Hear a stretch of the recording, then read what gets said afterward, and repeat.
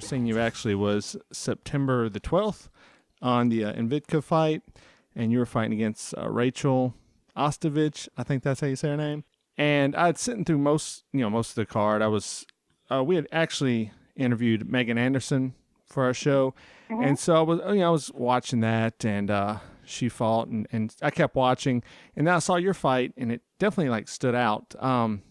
It stood out, I guess, because you kicked her butt really well, but you also had kind of a style about you, and I thought that was really cool. So I was like, well, let's talk to her, because I'm always curious to talk to up-and-comers in the field and someone that might be a big name one day. And I think you obviously have that appeal. So if people don't know, your name's Andrea Lee, and you just said Andrea, right?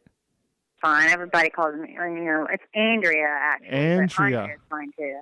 Okay, because I have I've had tons of friends named Andrea, and I never know really how to say it right. And I guess a lot of them just never corrected me. Or it's just different where you're from. Like in the South, I guess we kind of say Andrea for whatever reason.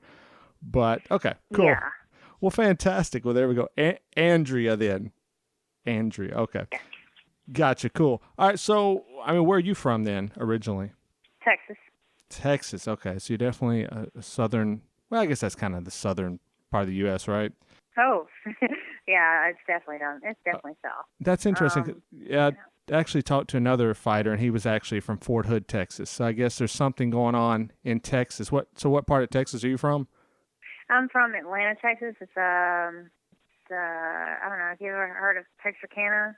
Yeah. The Arkansas-Louisiana borderline. So we're very close to Louisiana and Arkansas. Okay. I live in Louisiana, though. I live and train in Louisiana now. Okay. But I was born and raised in Texas. Very cool. So Louisiana, Texas. Okay. So definitely southern flavor, which kind of, okay. So I know because I looked into it because I was kind of interested, but your nickname is Andrea KGB Lee. And I saw that and I was like, okay, well, she's obviously Russian. And then I heard an interview with you. I went, no, I don't think she's Russian, not unless she went through some serious speech therapy. So how did you get the nickname KGB? Well, I have very round features, blonde hair, round eyes, round nose. My husband thought I looked Russian. And I've even had Russians say that I favored Russian girls. So it's just kind of something, Donnie started calling me KGB, and it kind of stuck. And everyone else started calling me that. And so it became KGB with a cowboy hat.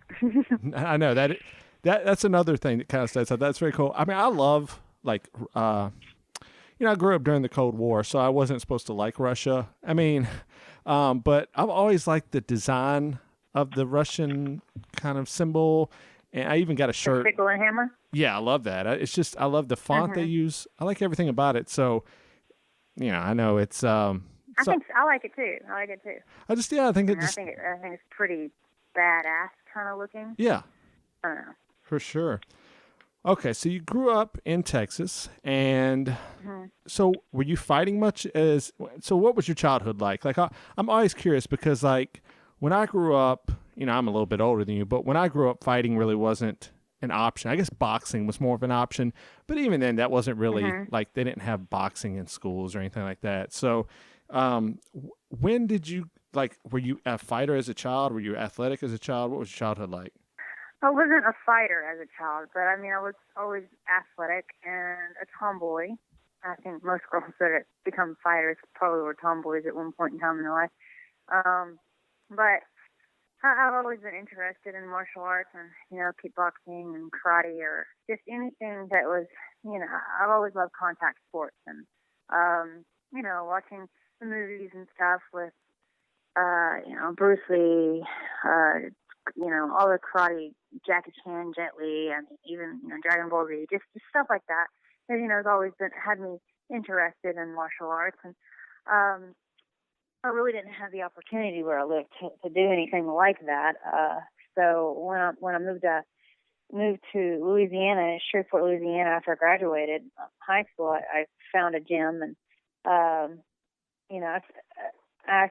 was working at Buffalo Wild Wings whenever I decided to start looking for a gym because I've been watching UFC on pay-per-view up there at Buffalo Wild Wings, and I decided to look for somebody, and I started asking around, and I found Donnie Aaron was the name. I had people telling me that he was a really great coach and that he would be somebody that would train a female. And so that's where I went. And, that's really how I kind of got into boxing and kickboxing and MMA. It's just from seeing it on TV.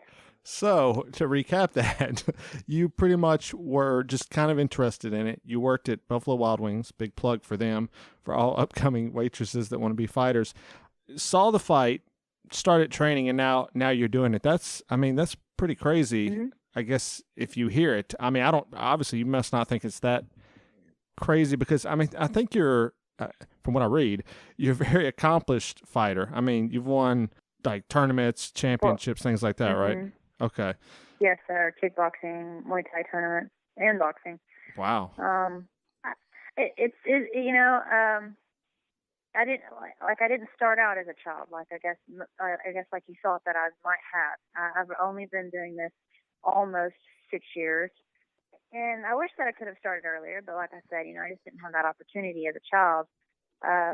So I just decided, I'm old enough and I got a job and I can pay for it, and I was going to do it. I was, and it was going to be, it wasn't something that I thought I would actually be like super competitive at.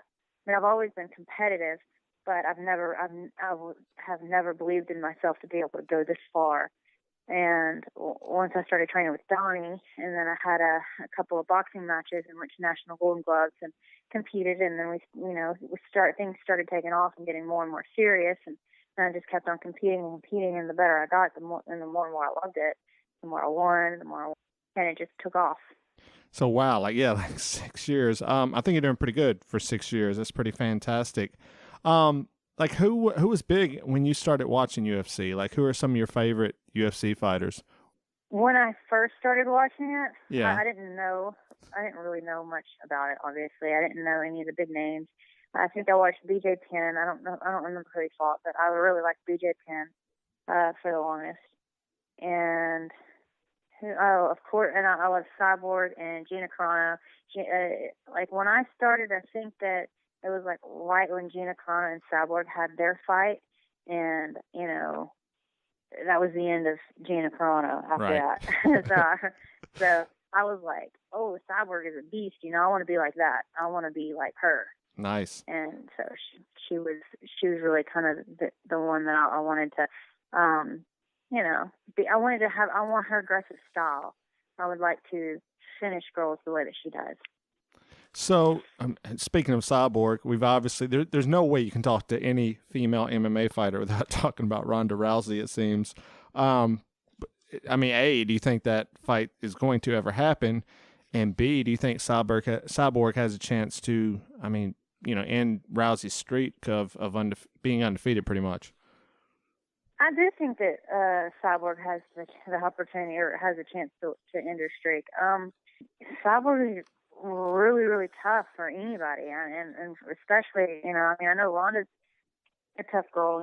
She's been winning all of her fights here lately. She's won a couple, by knockout, and that's really impressive considering she's there for a little while. She was just armbarring everybody, and she's really, really developed into a much more well-rounded fighter.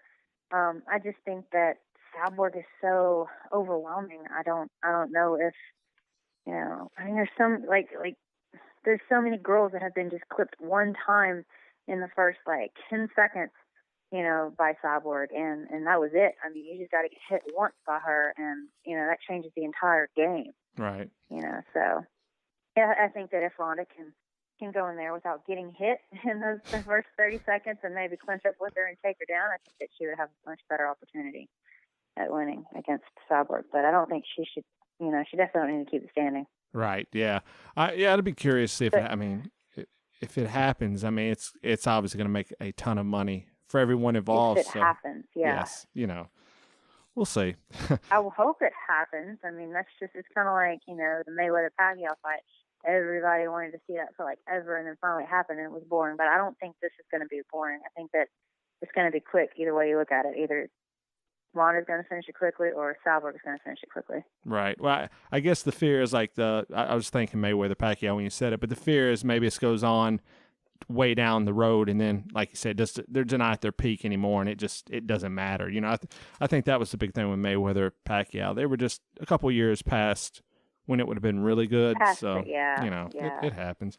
I'm hoping that doesn't happen right. with them. Well, what about your career? So, like I said, I saw you in Invicta.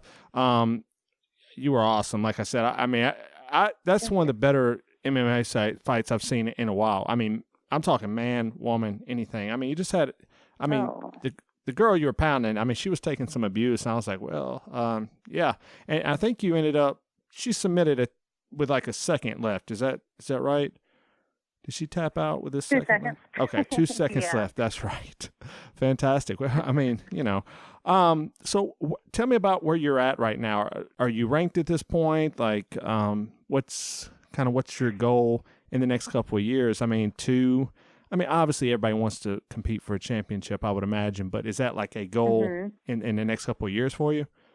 Yeah, for sure. I actually have, for Invicta, I mean, hopefully next year, before the end of next year, I'm hoping to be able to fight for the world title belt. You know, I just got to keep on winning and keep on impressing everybody and putting on a good performance and showing that I deserve that opportunity to fight for the title belt. But I'm actually fighting for the legacy title belt in December, coming up on December 4th. So I will be fighting for a world championship belt, just not Invicta. Right. But it'll be legacy. Still, wow. So how many fights do you take a year? Well, I have taken 14 once. Wow. in a year. And that was, boxing. I mean, that was, kickboxing, Muay Thai, MMA, and boxing all combined. But, I try to stay active. And the only reason that I wasn't able to stay as active this year was because I had ruptured my eardrum like a couple days before my fight with Roxanne. And I had to get that repaired. And I also got my vision corrected while I was getting that done. So I was out for a couple of months. And then I got back into it. And I had a kickboxing match. I had my kickboxing debut with Legacy. And then I also, had my fight with Rachel. So those are the two fights. But I try to fight at least, 6 times a year if I can. Wow, that's pretty impressive. That's a pretty high number. 14's ridiculous. I mean, there's 12 months in a year, so people can do the math on that. Yeah, it was pretty tough. There was actually a couple times, where I was fighting. Well, because tournament. And then I was fighting like one weekend, and then 2 weekends later I was fighting again. So it was tough. Wow, very tough. Yeah, well, you pulled through it. So I always like to ask people your first professional fight. What was it? Mm-hmm. What was it like? Like, what was it once you got? I mean, the whole event. Like, I always ask people, were they nervous? I mean, because I picture myself fighting, which I'm not a fighter, so of course I'd be very nervous. But I'm just wondering, like, even like NFL quarterbacks, some of them would be, I mean, they never want to say they're nervous before like the Super Bowl or stuff, but some of them kind of hint a little bit. I mean, your first professional fight, the cage locks in. What's going through your mind at that moment? The same thing that goes through my mind every time. I want to go in there and I want to win. Right. I don't, I put it in my head that there's no way that I'm going to lose this fight. I got my family out there watching me. I got a lot of people, that have come to see me, and I don't want to let anybody down, so I put a lot of pressure on myself to win. And, that really, really drives me. And I think that's what makes me do so well. Nice. I try not to get nervous before my fight because, that I have been nervous before my fight in the past, and I don't know, it just screws me up mentally, and so I try to just relax and get that off my mind. Tell myself I'm not nervous and relaxed, and I just try to stay calm as much as I can. But for my pro debut, that didn't last long. That was a weird fight. I was nervous for that one. I was because it was in my hometown and everybody was there. The whole place sold out and everybody's there to watch me. And I was fighting this girl who it was a last minute replacement, so you know how that goes. But it was just weird because like I went in there and I threw a kick and it caught her finger and it broke it in half, and I ended up winning by verbal submission. She called a timeout, and it was weird. I mean, I was like in the first like 20 seconds, and I'm like, that's it, it's over. So that was my pro debut. I got paid to break somebody's finger off. Nice. It's not a bad debut. That's pretty awesome. Yeah. Is there any like music you listen to before you're getting ready? Is there anything that gets you kind of like because I talked to another guy this like 2 weeks ago, and he was like, yeah, I listen to Barry White. And I was like, oh, okay. I thought you'd be listening to like something to get you hyped up, but I guess just the opposite. He's like, yeah, I take a nap before the fight. I'm listening to Barry White. I'm chilling. Is that kind of like how you... Well, and I understand where he's coming from with that, is because you don't want to get your adrenaline hyped up so much before the fight, because if your adrenaline's going up and down, then you already feel like you've been in the fight by the time you got to the ring. So it's better to stay relaxed as much as possible. So listen to more calming music.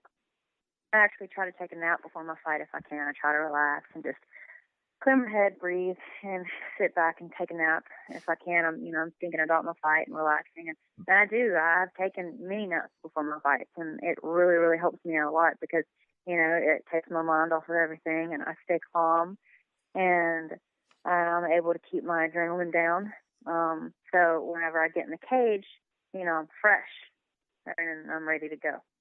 What I read somewhere you came out to, I think Holy Diver by Dio, if I'm reading that right. I don't have it in front of me right now, but like I did. Yeah. You did. But I read you weren't going to do that anymore. I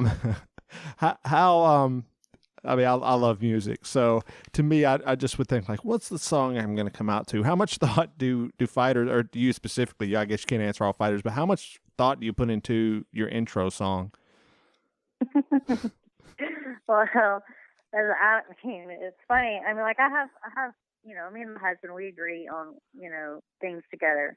And he's constantly, he's always coming up with something. And he's like, oh, you should come out to this, or you should come out to that. Right. So, we talk about it, and it's, it's exciting, to pick out your song, your come out song, because you want something that's going to hype the crowd up. Right. And, you want something that everybody's going to like. And sometimes people, they're like, oh, I'm pulling for that person because they came out to this song, kind of thing. It plays a big part. And it's, you want a good song that's going to get you hyped up right before you enter the cage. Right.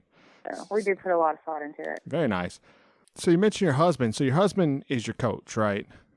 Mm-hmm. So that's got to be, yes, that's very cool. When you think about it, it can be cool, and I guess it could go the opposite way. I guess if you're having a bad day, that might make for a long day. But so you guys, how did you guys meet? Well, his name's Donnie. He's the one who I ended up contacting to get okay, in touch with to start training. Okay. So he was my first coach, my only coach. He's been there since the beginning. So, he's taught me everything. Nice. Now, that's how we got involved. Does he fight himself, or does he just coach and do that?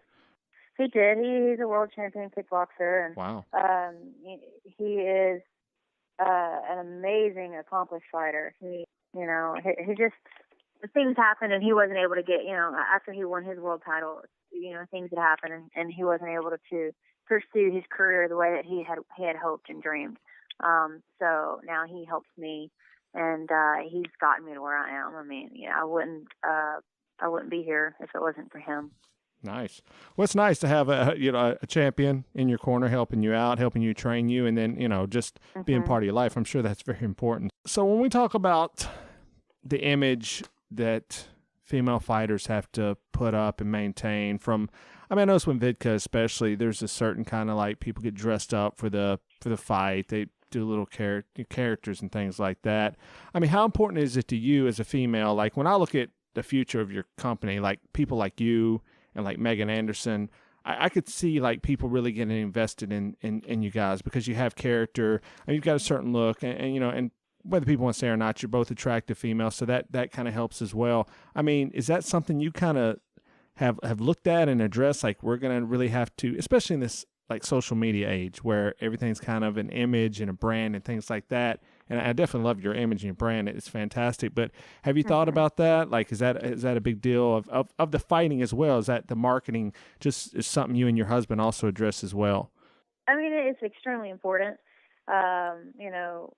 Marketing yourself is really, it's the only thing that gets you noticed. I mean, once Donnie and I managed me and getting my name out there, even just taking a photo shoot. Photo shoots are really important. We've taken a couple of photo shoots, and my pictures have gotten noticed. And people want to see a pretty face. Right. So I think that it's extremely important to be able to market yourself, and to be able to show that you can be pretty and also badass at the same time. So people definitely want to see that. And I get asked that question a lot.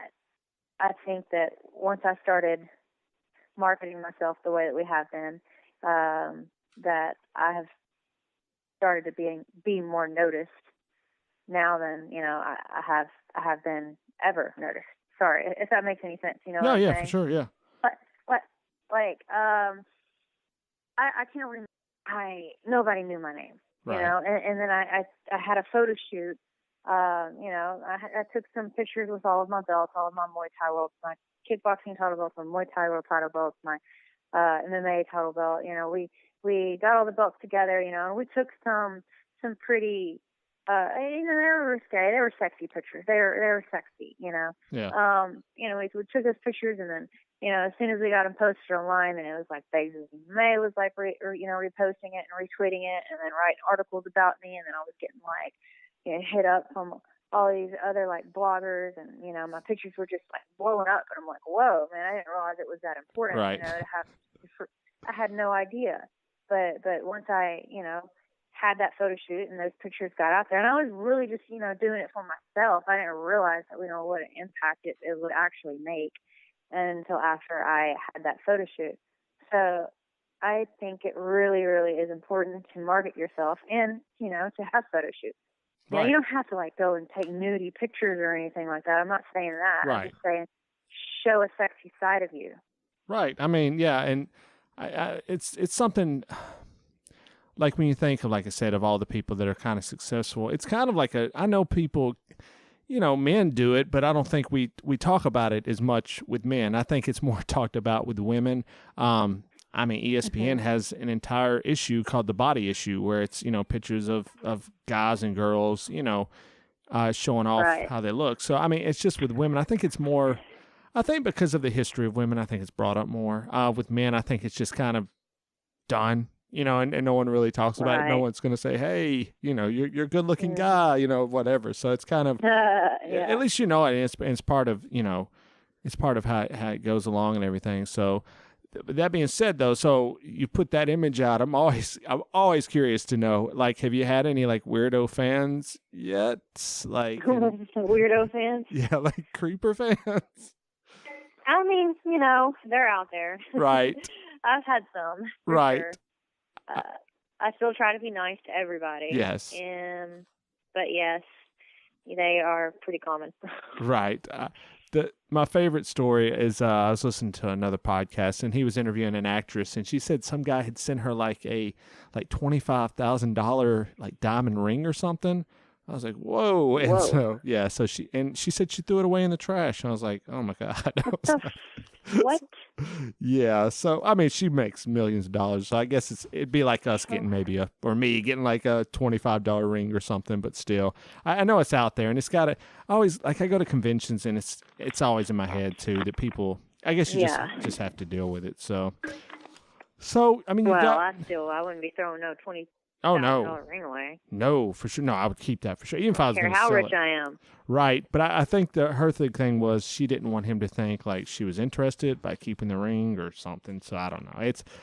I mean, I'll never have to deal with that, but you obviously have to deal with it more than I do. So now, also, your mom. So you got a daughter, and I know like you train a lot. So was that a struggle at the beginning?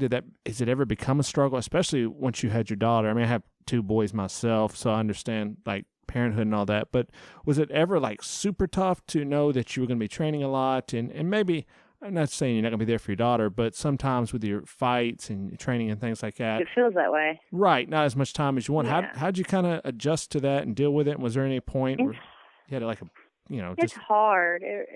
It's really hard. I mean, I do struggle with it because I want to be there for her. And I don't want to ever feel like, that I'm pushing her to the side because, my dream to do this was more important than her. And, I don't think that. I try to spend as much time as I can with her. We are at the gym like 6 days a week, and she comes up there and she plays around some. And we'd like her to be involved too, we'd like to get her involved. But it's hard. I mean, I don't always get to take her to the park like I wish that I could. But I did this weekend. I got to take her camping and, and we got to go swimming, and she enjoyed that. And, that's rare, but right. It was rare for me. I mean, her aunt and her grandmother, they take her everywhere. So, I mean, it's not like she's hurting, she gets to go places all the time. It's just that I feel bad because I'm not the one that gets to take her there. So when I got to take her camping, I was super, super excited because I was like, yay, it's the first time since she's 4 years old, and I got to take her on her first camping trip. So, that was exciting to me. It's a struggle, but. Yeah, I mean, I guess it's, I mean, the key is, I mean, even the little moments, the kids are going to remember, they're probably going to remember that camping trip more than they'll remember 20 of other things. So I guess it's just making those moments that are there matter a lot. So I'm glad you got to do all that. That sounds like she probably had a fun time too, I'm sure. I mean, she's seeing her mom also be like a champion. That's going to be a pretty good experience too for her. And she was there at the fights with us, when I fought against Rachel, and she was cheering me on at the weigh-ins and at the fight, and she looked so cute, and she enjoyed that, and she called me a rock star, and she had fun. Nice, that's fantastic. Well, she's definitely having fun with it then. So, I mean, your last fight, like I said, you kicked butt in Invicta. It was September 12th, so it's not that far behind us, but I know you've got. So, what was the other fight you said you've got? You've got one for, you say Legacy? Yes, okay. Legacy. Okay. So, when is that fight? If people want to follow along, it's December 4th, and it's going to be here in my hometown. So I'm super excited because it's going to be, in front of all of my hometown fans. Nice. Now, do you have another family?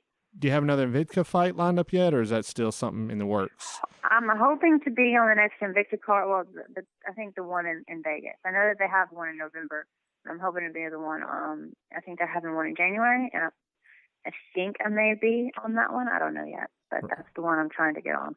I guess, what do you see yourself in the next couple of years? I mean, like you said, is it championship? Is it more than that? I know I would love to see in UFC, but I understand that they don't have, a featherweight division.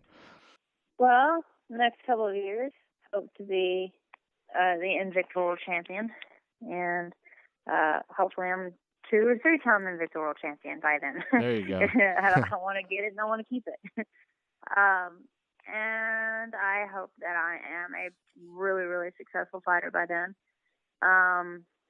Who knows? Maybe even, if the UFC is the 125 division, I do want to be I would love to be the UFC flyweight world champion. But, it's such a tough one now because, of all the stuff that's going on in the UFC, it makes it not as, appealing. You know what I mean? Oh, yeah, for sure, yeah. I'm not saying that it's not. I'm just saying, I don't know. There's a lot of stuff going on. so much politics and, I don't know, the uniform thing and the sponsorship thing that's all going on. And it's I don't know. I don't know. Because I'm not saying that I wouldn't want to keep it. I would. Right. It's just, I think that right now Invicta is so much better. Right. Yeah, I think it's a fantastic organization. I mean, like I said, I hope it continues. And if you get to UFC, you get there. If you don't, you don't. I mean, usually in life, if things are meant to happen, they're going to happen, So, I mean, like I said, just from what I've seen, I think you've got what it takes. So I think people need to definitely pay attention to you for sure. Thank you. No problem. Tell people how they can follow you on social media. Tell us all about your social media sites because, I mean, it's very important these days, obviously. It is. Well, I'm at Andrea KGB Lee on Twitter and Instagram. It's the same name, Andrea KGB Lee, all together. And then Andrea KGB Lee on Facebook. That's my Facebook page. And that's the only social media outlets that I have. Just Facebook, Instagram, and then Twitter.